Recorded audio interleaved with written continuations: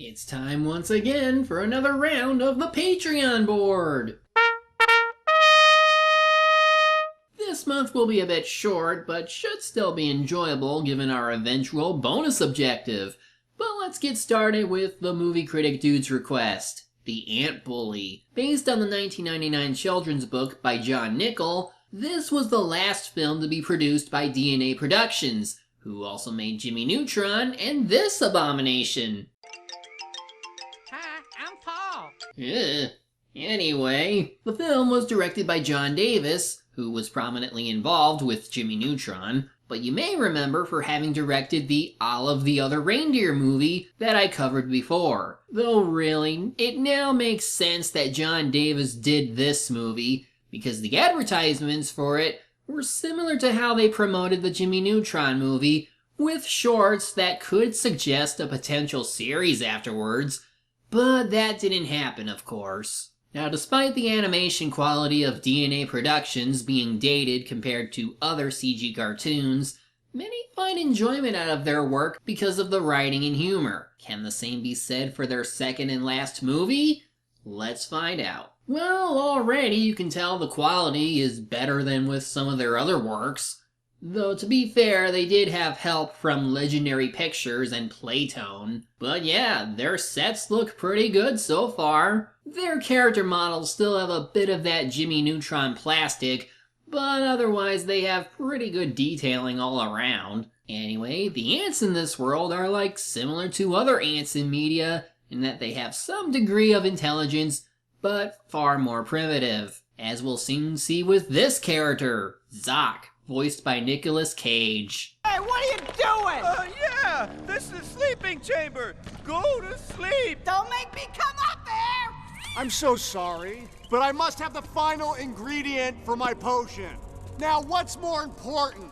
Me completing my life's work for the salvation of the colony, which includes you guys, or your sleep? Sleep. I'm going with sleep. Well, then I shall try to be very quiet. Cocktail! I can just imagine this being what got him casted in The Sorcerer's Apprentice. Maybe we'll get to see some more awkward Cage acting the further we get into this. He's trying to come up with a potion that will help save his colony from a terrible being. What being is that? It's the Destroyer! A little kid.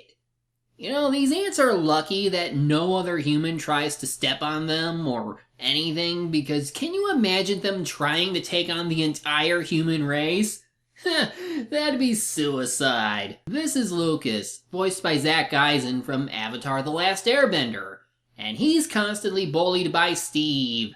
And yeah, human characters are only a slight upgrade from Jimmy Neutron. They actually look like kids. In the book, Lucas was bullied for being strange looking, while here it's more about size. In either case, this leads to him projecting his frustration out on the ants since they're the only thing tinier than him. Though he could just go after this pipsqueak during this rampage of water squirts that seem to make some of the fleeing ants disappear with the water. We get introduced to Zoc's girlfriend, Hova, voiced by Julia Roberts. To the grass, it's dangerous up here. But I've always wanted to see a human up close. I hear they're capable of speech, like us. They are nothing like us. What you gonna do about it, ants? Nothing. 'Cause I'm big and you're small. Aang, you're supposed to use your waterbending powers for good. Why are you doing this? As you can see, Hova really doesn't understand that size doesn't let you speak to humans who are big and probably couldn't understand you anyway. She does want to try, though Zoc only sees him as the Destroyer. Anyway, Lucas has problems expressing his woes to his parents and doesn't want them to have to stay home because of him since it's their wedding anniversary. He's also got his older sister, who is a typical teenage brat, and a grandmother who is senile and possibly crazy about aliens. His life as the youngest child is truly a crapshoot. But now back to Zoc and his amazing magic. Balls, fire that burns. deliver your awesome power and transform my potion. Flactile! Ha! Yay! That was great, sweetie. I love the smoke effects. Didn't you, Spindle? Krasnox! You rock! Curse upon your children. I don't think rocks have children, honey. They won't now. Well, at least your acting is humorous. That's the important thing. He's pressured by the head of the council, voiced by the late Ricardo Montalban, in his final film role, mind you, to find a solution to the problems they face. And after spending a day smashing crystals together, he figures out the problem that's keeping his potion from turning color.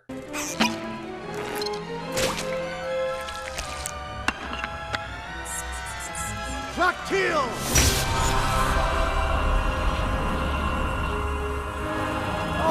Oh, that's it! It worked! The potion is complete! Praise the mother! Yes! Yes! Oh, looks like your hopes are about to be washed away. Yeah, Lucas got bullied again, this time with firecrackers, which seems a bit extreme, and he had the hose earlier, so flood time!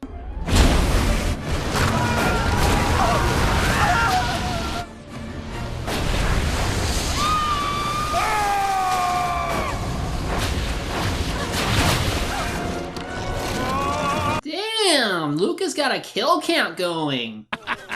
Yep, I was about your age when I flooded my first colony. Ho, brother, those were good times. Good times! So he's going to become a psychopath when he grows up? And forget how to bathe at the same time? This is Stan Bales, voiced by Paul Giamatti. He's an exterminator who was called by Lucas's dad to handle the insect problem they have. But since he's not here, Lucas can sign the contract for him. Yet the way they play this out is a little weird. Your dad ordered my services, but he forgot to sign the contract before he left. Busy man, lot on his mind, it happens. So he just told me to talk to you. Lucas. Yeah, Lucas. He said, "You'll have my son, Lucas, sign the contract for me if I happen to forget to before I leave." He's a grown man now. Either his father never asked for this and he's just looking to scam Lucas, or he's just acting like a slimeball for no reason other than to show that he's the villain. I do like how Lucas just plays him up like, do I want to hire him to get rid of the ants for me? Or should I keep my source of ventilation? You don't think? So who does your thinking for you? Your mommy? Mommy, what do I do? I'm just a little baby that can't think for myself. Please wipe my little bottom for me. Wipe me. Oh, please. Wipe me. Give me that stupid contract. What, not gonna sign it on his ass? Somehow, everyone survived the flood. They must be like minks if they can all survive without a single one dying. But at any rate, with the potion safe and complete, it's time to initiate the plan. They infiltrate the house, sneak into Lucas's room. I'm surprised that they knew where he slept. Pour it into his ear, and then...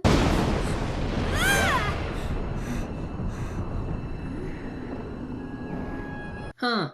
Usually when I dream without clothes, I'm at school.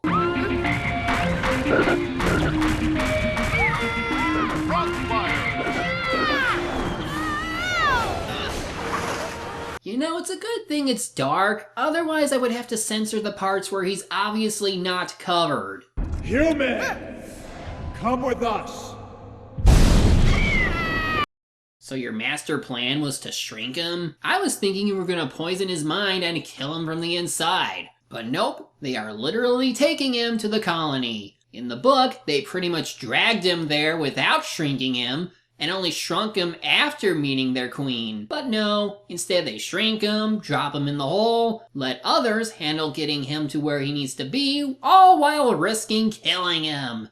At least it's a freaky sequence, so there's that. It's the human! It's Peanut, the Destroyer! Peanut the Destroyer. That's funny. So I guess they're merciful enough to put him on trial first. Did willfully and with malice aforethought crush the food storage chambers, flood all of the lower hatching chambers and douse the colony with the dreaded yellow rain. Hey, come on! I have to go! You disgust me, Peanut. The one to sentence him is the Queen, who in this movie takes more of a minor role instead of the one Zach and Hova are in right now, where they relate to Lucas the most out of everyone. Either way, this doesn't bode well with Lucas. Bunch of stupid ants! Destroy the destroyer! Throw him in the pit! Let's eat 'em! No, wait! We are not mindless savages! This human should be studied. And then we'll eat him. Then we'll mass produce the Strinkin' Potion and overthrow humanity. They will bow down to our superior might. No, the Queen sentences him to the same sort of fate as in the book, to have him live with them to hopefully change his ways. Hova volunteers to be the one to teach him, which of course leads to an okay sequence. Hey, stop peeking! Or I'll stop on you! Oh, well, I wouldn't if I were you. You see, I'm the only friend you've got. Ah! You're gonna eat me! You know, now that you mention it, you do look soft and chewy, but I promised the Queen I wouldn't. Cross your heart. What? Oh, all right. Cross my heart, I will not eat you. I said cross your heart, not your butt. He's understandably upset about all this, but at the same time learning firsthand that ants have their organs elsewhere. Just not where he thinks they are. So in order to have some way of returning home, he has to become like an ant. So she takes him out to see what he could specialize in, and the first thing they do is foraging. And their instructor, Creela, voiced by Regina King, is not happy about this. Why is he covered in trash? Is he crazy? Because I don't teach crazy ants. No. He calls the trash clothes. They like keeping their gender traits hidden. He's male. That's pretty funny. Oh, and we also have this guy to deal with. Hello, baby. Fugax. Well, isn't it true that scout ants such as myself lead an exciting life of adventure and intrigue? Bruce effing Campbell? What in the sweet hell are you doing here? Fugax, meet the destroyer. Destroyer? Boo. Lucas has to help the blue team get a sweet rock and return to base. As this is a team-based task, obviously this is to teach him about relying on others and help each other when able. But of course, he's still stubborn about needing help and it screws the team over in the end. Though not before they come up with one idea out of Lucas's little error. Slingshot! Booyah! So yeah, Lucas is rather not very likable at this point. Though yes, we have seen he's reluctant to make friends because of all the bullying. But by now you'd think he'd start showing some signs of change, for his sake anyway, but I guess that will come after this next scene where the colony is attacked by tarantula hawk wasps? Attack formation! Enemy fire! Watch your wing! Watch your wing! Now that's gotta sting! Nice shot! My turn! Holy hell, they look cool! And a little scary. Scared and confused, Lucas only listens to Hova telling him to run, while Zach is like, help her! Guess that will cause a drift later. He was still followed, but finds out that the sunbeams do hurt, which gives him an idea. Use the unexploded firecracker to use against the wasp that gets stuck in it. Get ready, here it comes! Well, that was a letdown. But hey, it saves Hova and the caterpillars, so everyone is happy for him. Except Zach, who only believes he saved himself. Oh, are you all right? No, Let me see, what happened to you? I'm fine. You're hurt. No, it's nothing, really. Zach, do you have any yucca sap? Lucas has a burn. Poor baby. This is our enemy! It's always about you, isn't it, Zach? So after an admittingly humorous scene of Lucas discovering that the honeydew he likes comes from caterpillar feces, as well as this one belch that got a giggle out of me.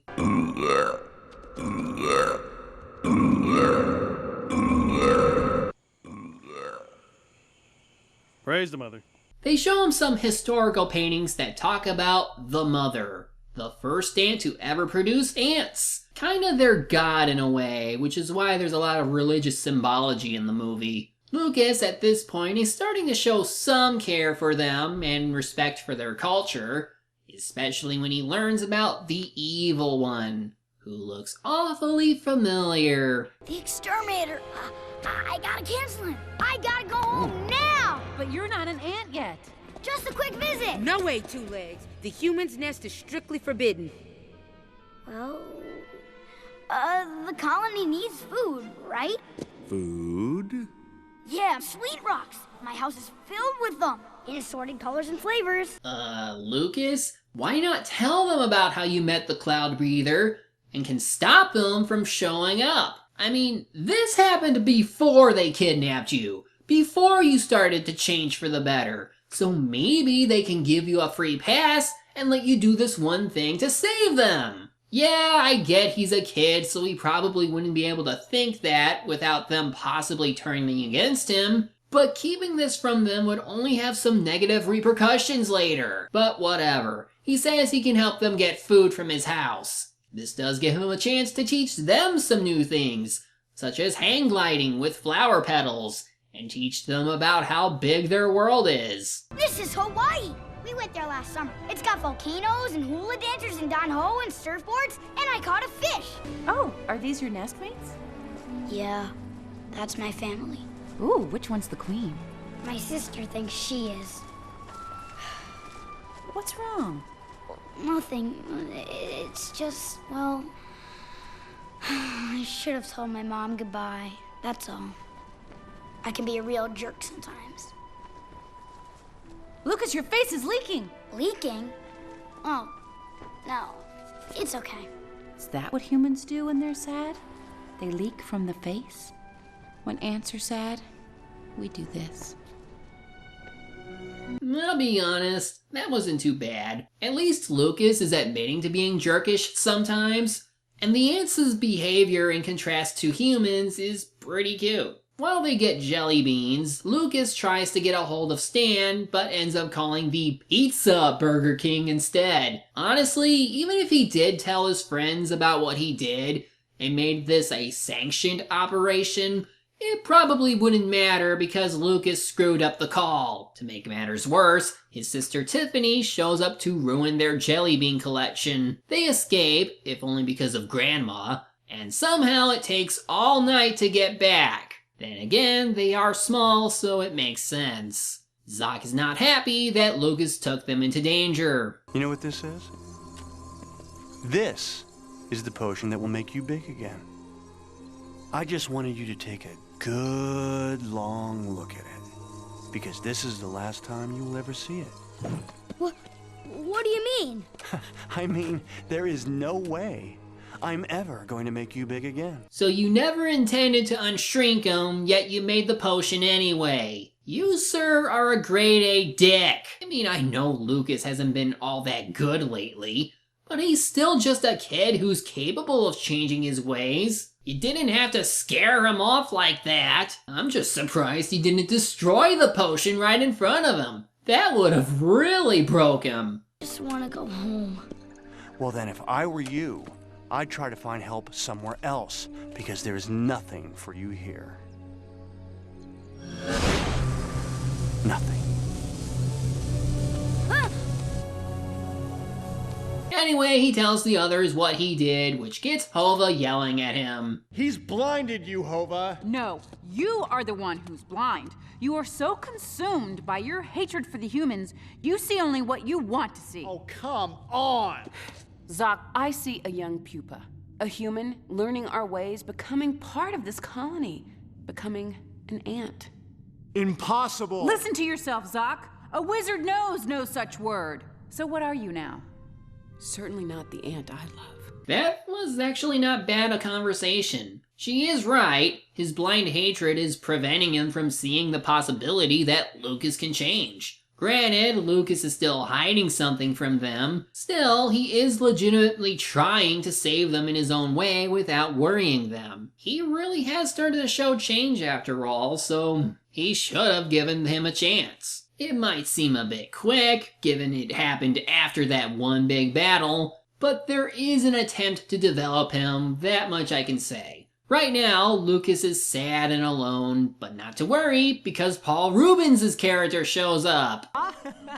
May I? Sure, help yourself. Thanks, I love water. I'm a beetle that loves water, but I'm not a water beetle. Isn't that funny? Just keep him away from any croissants and we're good. But uh-oh, the beetle got eaten by our next scary encounter, a frog! Animation quality aside, this is pretty intense. If they remade Honey, I Shrunk the Kids and included something like this, it'd be pretty awesome. Lucas nearly figures out how to climb like an ant, but... Hova? You know, when someone says someone else's name like that, it usually means they're about to die. But nah, he just lands in the stomach and gets to interact with Paul Reubens Beetle again. Ow! We came right down that guy's throat, didn't we? Hey, Smiley, you're on my wing! Oh, I'm sorry. I'm so sorry. So, what do you guys do? I'm a glowworm. I glow.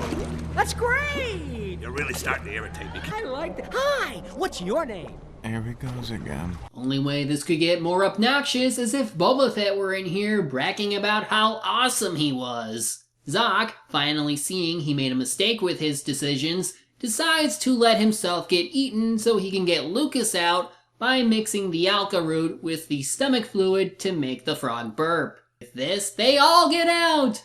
But Hugh Neutron gets eaten again. In any case, since they decide to camp out for the evening, this gives Zoc the chance to finally start seeing what Hova sees in Lucas. It's funny. The sky looks exactly the same.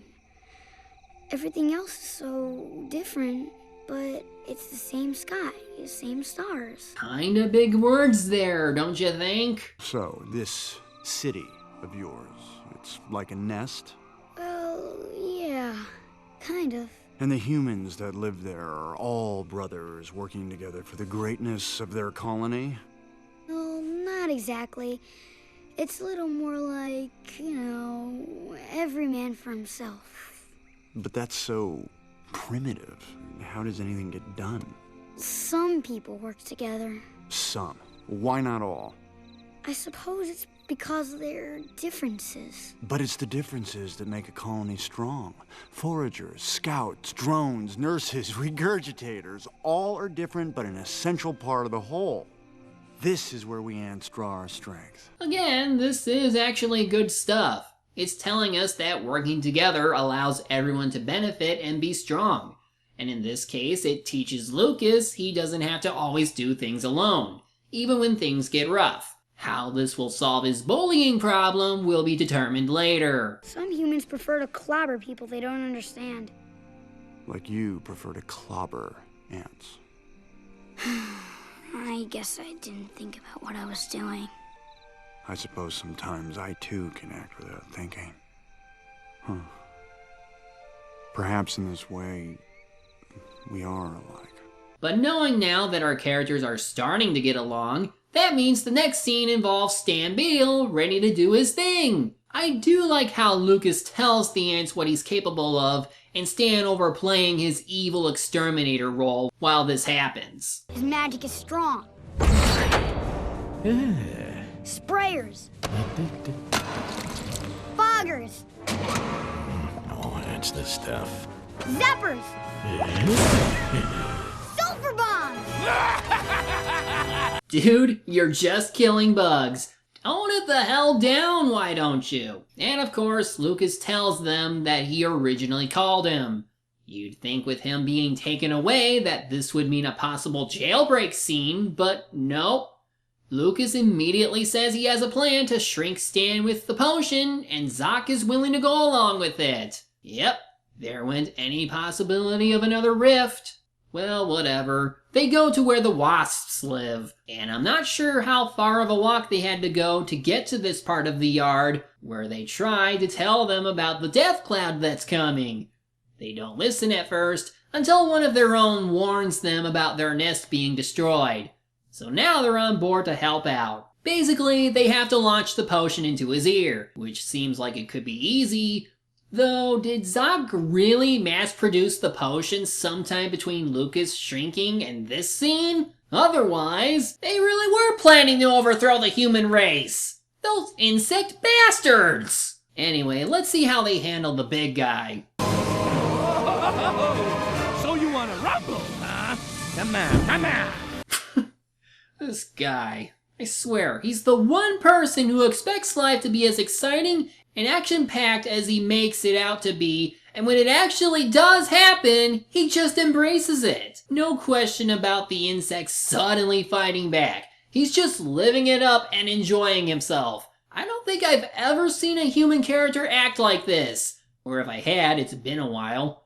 Who doesn't question unusual animal behavior and goes along with it in an intense situation. Sadly, the guy has earphones, so they can't spray the stuff into him. So they have to find a way to get around that. Soon, Lucas and Hova get into a situation where they get knocked out of the air, and Hova is trapped under the wasp. Hova tells Lucas he has to save himself, but...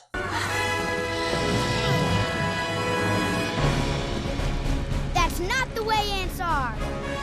And then Lucas would grow up to become the new Ant-Man. Yes, Lucas has adopted the ants' capabilities, though it'll be a shame that he'll lose them after getting big again. But oh well, they decide that since they can't shoot the potion into his ear, they'll stab him with the stuff instead. But will they make it before he sprays the colony? Luckily, Paul Reubens Beetle was enlisted because... he does something. Hey, that looks vulnerable. Perfect!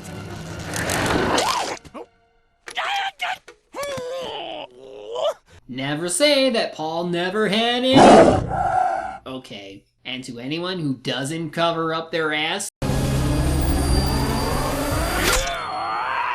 always cover your butt crack, or else you'll get stung. And I guess he just shrinks a bit. Not all the way, but now he looks like a Hey Arnold character. Whatever, he's gone now, and the day is saved. Lucas is made an honorary ant, and is able to go home. They all say their goodbyes, and... Whoa! Whoa! Ah! Oh, he's back. Oh, he's back.